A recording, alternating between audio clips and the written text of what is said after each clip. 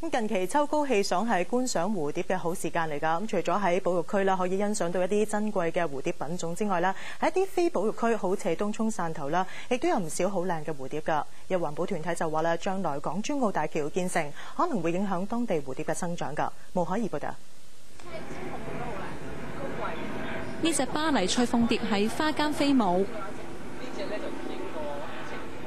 呢一隻身上有銀色線花紋，蝶如其名，叫銀線灰蝶。呢種蝴蝶喺香港唔常見。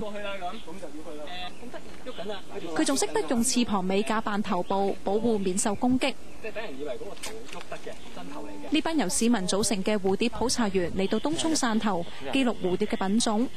過去14個月，汕頭就有80幾種嘅蝴蝶，當中有罕見嘅品種，好似有燕鳳蝶同紅腳峽蝶。不過計劃興建嘅港珠澳大橋工程，預計喺汕頭對出1公里外進行，可能影響當地嘅蝴蝶生態環境。啲普查咧，其實都想俾翻個數據佢睇下會唔會工程前同埋工程後咧，會唔會有大嘅影響咧？或者會唔會有啲數據可以俾翻政府參考會唔會可以有第二個方法唔會砍伐咁多樹木咧？咁樣。